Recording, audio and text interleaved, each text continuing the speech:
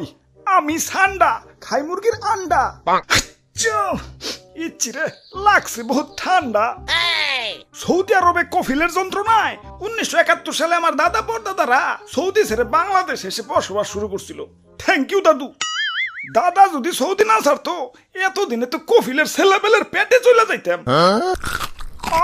সবুজ শ্যাবল বাংলাদেশে খুব রিল্যাক্সে আছি। না আছে কফিলের যন্ত্রণা, না আছে মরুভূমির যন্ত্রণা। কি আনন্দ আকাশে বাতাসে। মন্ত্রী, ওই মন্ত্রী, আরে ওই মন্ত্রী। জি জি হুজুর। সারাদিন টিকটক দেখ লইব, রাত সবার কাম করবো কেঠা? তোমার জেঠা। আরে হুজুর দেখেন না, নেট দুনিয়া তো পুরাই ঠান্ডাময়। আপনি তো পুরাই ভাইরাল হয়ে গেছেন। নেটে ঢুকলেই খালি আপনার ছবি। কি কো তাই নাকি? কিরে ফোন দিল কারা? হ্যালো, কে? ও সময় টিভি ইন্টারভিউ দিতে হইব। বাহ ভালোই তো। আচ্ছা ঠিক আছে।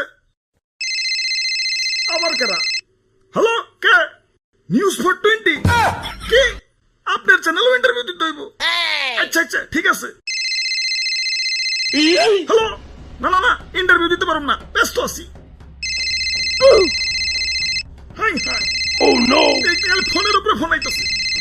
ধুর, ভাইরাল হয়ে যন্ত্রণায় আছি, ফোনের পর ফোন। এই বাঙালি নিউজ রিপোর্টার কি খাইয়াতে কোনো কাম নাই? কেউ ভাইরাল হইলি হয়, ওরে নিয়ে নিউজ বানাইতে বানাইতে জগা খিচুড়ি বানাই দেয়। মানুষে পাত দিয়েও সারা পারে না, ওইটাও নিউজ হয়ে যায়। সবাই খালি নিউজ রিপোর্টাররা না, ইউটিউবাররাও। তাই ভাইরাল হয়ে ভালোই লাগতাছে, নিজের পুরো মেগাস্টার ফিল হইতাছে। সাকিব খানরে ফোন দিয়ে ক বরবাদ টুতে যেন আমারে রাখে। আরে হুজুর, খবর কিছু রাখেন। বরবাদ টুতে আপনারা রাখবো, নিশ্চয় রাখবো।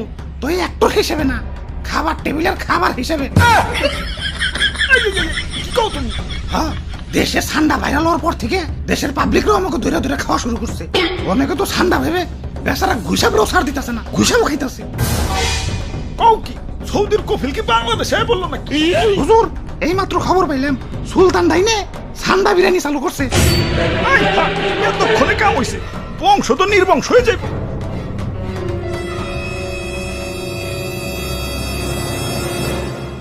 না অনেক হয়েছে, আর না, এর একটা ভিত করুনি লাগবো।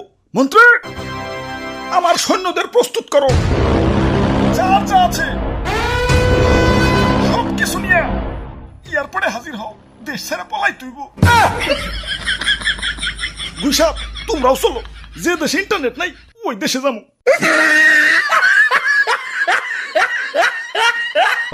দাদু, ওয়েদারটা সুন্দর না? পিকনিক করবার মন চাইতেছে। ওরে বাপুরে, আমি এর মধ্যে নাই। ইয়া গতবার আমার দিয়ে মুরগি চুরি করাইছিলে, ইয়া ধরা পইরা কি দৌড়ানিটাই না খাইছি। এই বুড়া বয়সে আমি আর দৌড়ানি খাইতে চাই না। আরে দাদু, এত ব্যাকডেটেড হলে চলবো? মুরগি দিয়ে পিকনিক করার যুগ এখনো আছে নাকি? ফেসবুক টেসবুক চালাও না নাকি? বুঝছি ভাই, চাচা সান্ডা দিয়ে পিকনিক করবেন তো সেই মজা ভাই। কিন্তু সান্ডা পামু কনে? সান্ডা তো মরুভূমিতে থাকে, এখন এই গরমে কি মরুভূমিতে যাবো নাকি? আরে দাদু, ঠান্ডা ধরতে আবার মরুভূমিতে যাওয়া লাগে নাকি? বাংলাদেশের জঙ্গলেই তো অভাব নাই। তাহলে তাহলে তাড়াতাড়ি চলেন ভাই, দেরি করুন যাবো না, আগে সান্ডা ধরে নিয়ে আসি। ইয়া কই, ইয়া দূর দূরান্ত তো কোনো সান্ডা দেখতাছি না। খারাপ, ওই দিকটা একটু দেখে আহি। ধুর, সান্ডার আন্ডাও তো খুঁজে পাইতেছি না। চলো দাদু, পোল্ট্রি দিয়ে পিকনিক করি গে। আরে দাদু, পাইছি পাইছি, ধরছি আলারে। আমি একা ধরে রাখবার পারতেছি না। দাদু তাড়াতাড়ি হো, তাড়াতাড়ি হো। ভাই শক্ত করে ধরেন, সাইরেন না ভাই, সাইরেন না। ওরে বাপুরে, টাইট করে ধরো। দাদু তাড়াতাড়ি হো, তাড়াতাড়ি হো। শরীর অনেক শক্তি, একা ধরে রাখবার পারতেছি না।